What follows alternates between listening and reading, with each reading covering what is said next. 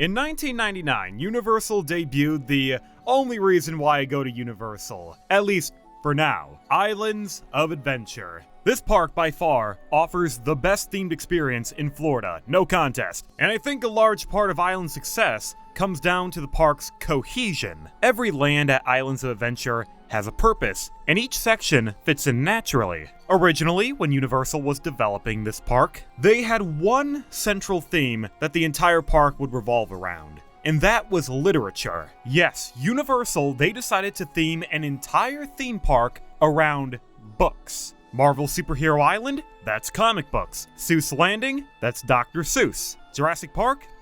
Yeah, it was technically a book before the movies. You know what? So was Jaws. They could have also put Jaws in this park. Literature was the main focal point for Islands of Adventure, and for the longest time, Universal, they maintained this theme. Actually, they've never really dropped it. Even though the park opened more than 25 years ago, Islands of Adventure hasn't really changed since 1999. Most of the rides at Islands have been here since the park's debut. The Hulk, the exact same coaster. They may have updated in 2016, but the layout hasn't changed. Spider-Man? Still the best Spider-Man attraction. Sorry, Disney, Web Slingers sucks. Leave the theme park rights to Universal. They know how to build a Spider-Man ride. The only ride at Islands of Adventure that unfortunately hasn't survived the test of time was a little old roller coaster by the name of Dueling Dragons. Or Dragon Challenge if you want to call it that.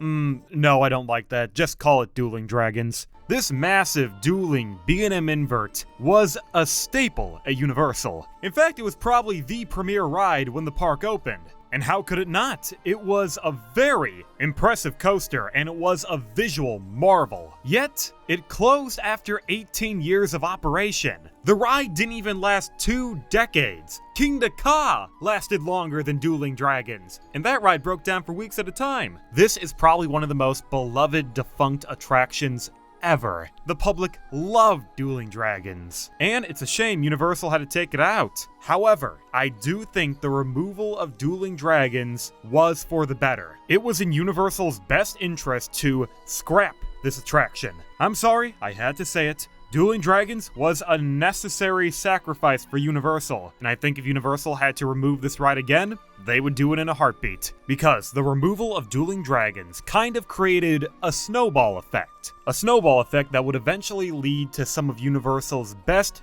and most thrilling attractions. And I don't think any of these rides would have happened unless Dueling Dragons got destroyed. If you don't believe me, well, let's take a journey back in time, and let me show you why the closure of Dueling Dragons was truly for the better. Back in the late 90s, when Dueling Dragons first opened, it was a part of the much larger Lost Continent section of the park. You wouldn't know it today because the Lost Continent is a shell of its former self, but this area used to be the crown jewel of Islands of Adventure. Back then, there used to be an entire subland within the Lost Continent. Kind of like Super Nintendo World going to Epic Universe, where they have the main Mario area and then a smaller Donkey Kong land within the land. Lost Continent used to have this dynamic with an area called Merlin's Wood. This smaller subland was themed to medieval times, and it revolved around the sorcerer known as Merlin.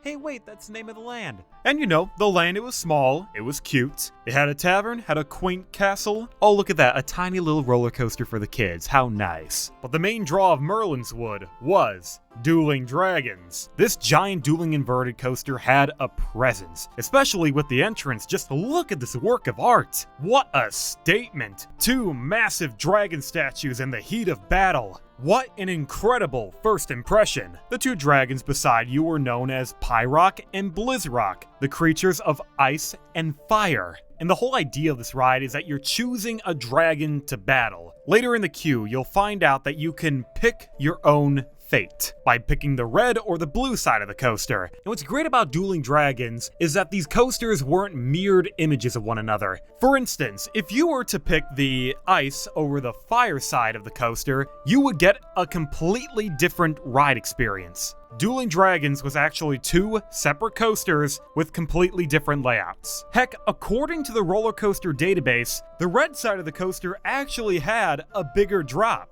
It had a height of 115 feet compared to the blue side, which was only 95 feet. So if you chose the red side over the blue side, you would get to experience a bigger drop by a difference of 20 feet. And apparently the red side was also faster. It had a speed of 60 miles per hour compared to blue, which was 55. However, I'm not sure if I can believe this stat, because according to RCDB, they both have a length of 3,200 feet, yet both finish in a time frame of 2 minutes and 25 seconds. I don't know how both sides can travel the exact same distance in the exact same time frame when they're going at different speeds. So there is either some kind of discrepancy in the data, or the red side just has a lot of pacing issues, and it loses the majority of its speed after its peak. But other than the numbers, let's go over the ride experience of Dueling Dragons. So the main draw for this ride was, of course, the dueling aspect. And don't worry, this ride doesn't let you down. There are 3 distinct sections where the coaster interacts with one another. Obviously, there's the 2 vertical loops near the entrance of the ride, where you got that great photo moment of them mirroring one another. There's the interlocking corkscrews where each train threads one another, and an element where the red side goes into kind of a camelback, while the blue side goes into a 0G roll. Dueling Dragons is a coaster that lives up to its name. The ride knows what it wants to do, and it does it well. It's just kind of a shame that there's not a lot of theming during the ride, which I get it, it's hard to theme a high thrill attraction like this. It's the same reason why you don't see any theming on the Incredible Hulk besides the launch track. When you're going at a high velocity, it's kind of hard to pay attention to the scenery around you, especially on an inverted coaster where the only view you have are the seats in front of you, so there's not much of a motivation to even try to add any theming, which, again, I get it. It's just kind of disappointing. Thankfully, the queue for the ride was not the same story. Universal, they went all out for the queue for Dueling Dragons. The line has all this brilliant attention to detail that Universal excels at, and I particularly enjoy the dungeon portion of the queue, where you see all the skulls and crossbones of all the fallen knights that have failed to tame the dragons. The medieval theming and mythology of Merlin really elevated the story potential of this coaster, and I wish Universal could have kept this theming. But unfortunately, Islands of Adventure was about to undergo a major change, and Dueling Dragons was not going to be spared. Universal was about to overhaul Merlin's Wood, and this ride was about to suffer from a major casualty. Coming this spring, you can truly be part of Harry Potter's world, where magic becomes real and excitement awaits at every turn. Ah, the Wizarding World of Harry Potter, my favorite theme park land. This IP would soon become Universal's biggest cash cow. I mean, how could it not? Harry Potter was a recognizable brand. At the time, the movies were at the top of their game, making billions of dollars at the box office. So it was only in Universal's best interest to claim the Harry Potter brand. And in the early 2000s, Universal, they did just that. It was unveiled in 2007 that Merlin's Wood would be completely replaced with Hogsmeade, and the whole land would be just the beginning of the Wizarding World of Harry Potter. But don't worry, even though the entire land was being overhauled, Dueling Dragons would still remain, just repurposed and renamed to Dragon Challenge. Now, in theory, this integration could have worked, but the problem was Universal, they massacred this ride. You know what was the first thing Universal did when they rethemed this coaster? They got rid of the entrance. Yeah, that glorious display with the 2 dragons, that was now gone. Blizz Rock and Pie Rock were no more. Instead, each side would now be renamed to Chinese Fireball and Hungarian Horntail. That doesn't really roll off the tongue now, does it? And after the entrance was gone, all the theming and references in the queue to Merlin would soon be gutted out and replaced with stone walls? Yeah, just stone walls. Everything that made the original queue special was now removed, and all that remained now was a half-a-mile long labyrinth. And that's really all I remember about this coaster. I've only ridden Dragon Challenge one time, and the queue was my big takeaway. I just remember walking around forever in the dark until we eventually got to the station. And even then, I don't even remember what side of Dueling Dragons I chose. Did I ride the blue side? The red side? I don't know. Either way, the ride didn't leave much of an impression on me, which sucks because I was too young to even appreciate this coaster. When I rode this, my mind was still hung up on the infinitely long queue, and I was kind of confused why the coaster wasn't dueling, because that was the entire gimmick of the ride. You were supposed to duel the other side. Unfortunately, near the end of Dueling Dragons' service life, the ride had stopped racing one another because of a devastating incident where a phone flew out of someone's pocket and it hit someone in the face, causing one of their eyes to be amputated.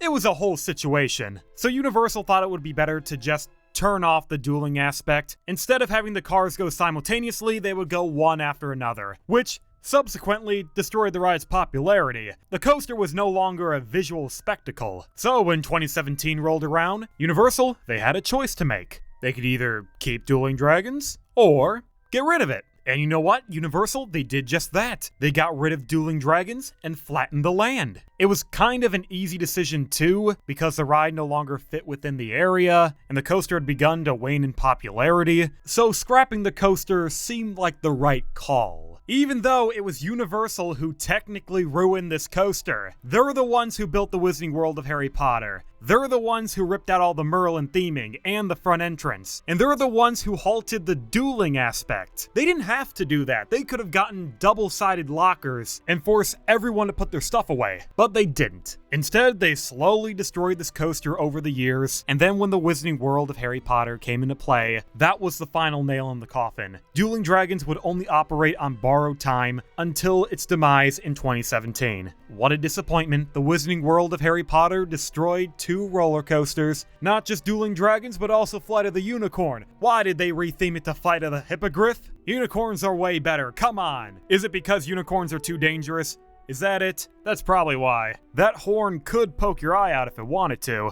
But after Dueling Dragons was removed, what happened next? Well, you'd think it would be impossible for Universal to replace a roller coaster of this stature, and you'd be right. Luckily, that wasn't the case. Universal, they did have a plan to replace Dueling Dragons, and it was a pretty good replacement. 2 years later, Universal debuted Hagrid's, an intimate multi-launch coaster with insatiable theming. On this coaster, you have the opportunity to ride a motorbike as you travel through the Forbidden Forest, encountering a variety of magical creatures as you go forwards, backwards, and verticalwards. The coaster was simply better than Dueling Dragons in every possible way. It fit in with the Wizarding World of Harry Potter, the coaster was fun, it appealed to families, and most importantly, it was popular. On opening day, this coaster had a wait time of over 10 hours. And today, it has an average wait time of around 90 minutes to 2 hours. Hagrid's was an instant success, and the only reason why Universal was able to build this coaster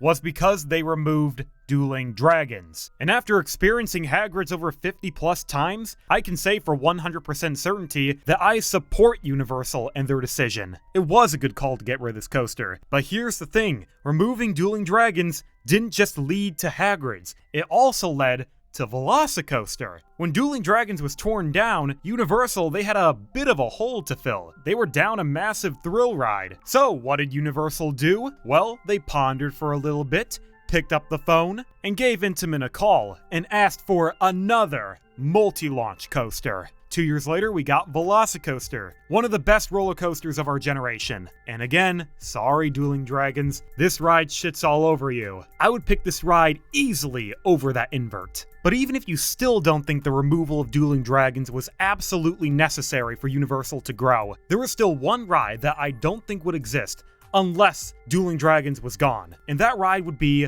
Stardust Racers at Epic Universe. Their brand new Mack Rides racing coaster. And this ride looks so much better than Dueling Dragons. At least in terms of ride experience. Is the theming better? Hard to say. I don't think anything will top the original Dueling Dragons queue, but if we focus on pure ride experience alone, this coaster is gonna be better. The amount of times this coaster interacts and crosses over one another is insane. Look how close each train gets to one another. So if Universal never got rid of this ride, I don't think we would have ever seen Hagrid's, Velocicoaster, or Stardust Racers. Maybe you can make an argument for Velocicoaster, but there is no way the Hagrid's or Stardust Racers would have happened on their own. I understand it's sad when a park removes a roller coaster. I'd like to believe that there's some alternate timeline where Universal could have gotten all three of these roller coasters and still could have kept Dueling Dragons. but that's not the timeline we're living in. Even though I wasn't old enough to appreciate this ride, I will still try to remember it fondly. It may have meant a lot to the creation of Islands of Adventure, but it means even more to the park in death. And the coaster was a necessary stepping stone for Universal to grow and expand into the wonderful theme park conglomerate we know them as today. Subscribe.